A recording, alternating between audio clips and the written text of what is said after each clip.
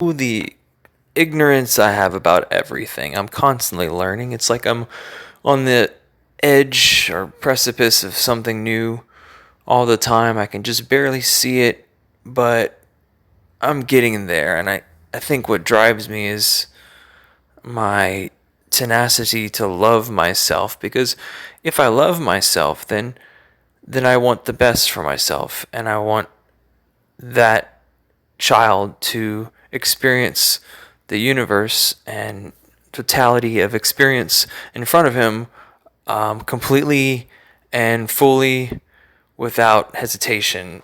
But I've actually thought about suicide firmly twice in my life. One in my pubescent teenage years.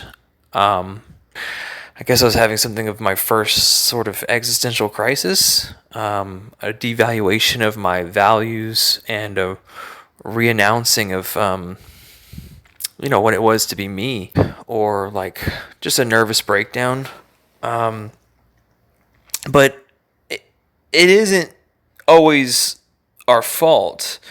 We're placed under traumatic life circumstances, coupled with our own genetic predispositions to perhaps depression and in the family, or other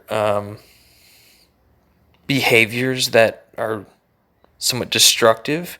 But part of it, I think, is having to do something with the trait personality conscientiousness.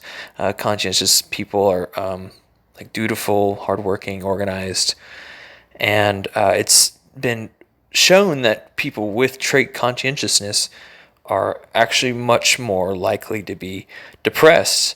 And you all know these people, the ones that just, are above and beyond, and go so far, but, behind closed doors, they're maybe not the happiest people. And these psychosomatic breakdowns are can be unannounced and or completely understood, but in those states of nihilism and total destruction, no amount of comparisons will do. You can't think your way out of it or reason your way out of it. I mean, there's every bit of evidence to believe that this is a finite and pretty much meaningless subjective existence. There's no way I can validate anything that I'm have or experience. All the places I've been to, women I slept with, dinners I've had.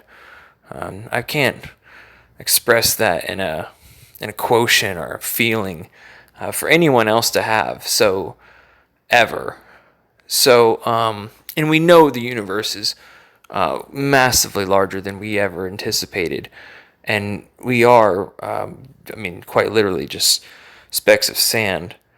But you have to find a way for your mind to be reintegrated back into its exterior world in a much better way. Because if you keep going down that route, there's no stopping. I've gotten out.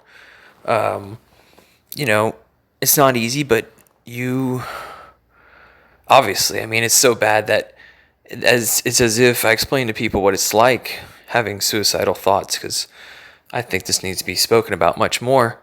It's as if it's so terrible, the situation that you're in, everything turns black and white, and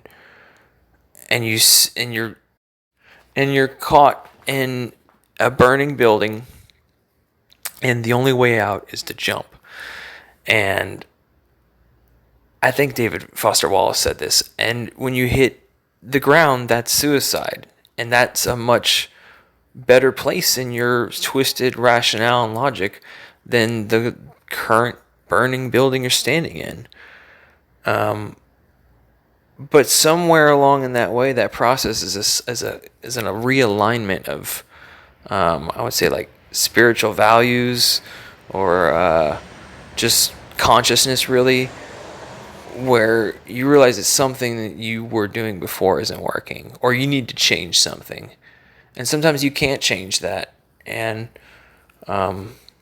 those circumstances arise. I've dealt with suicide in the family, with friends, and when those times come that it's so bad that you can't do anything about it, whatever's causing the disturbance, then they do it, and it happens, and it makes you wonder that maybe that's all there is consciousness, and whether we go somewhere or not, the living moment in the present is the best and the only thing we have to work with.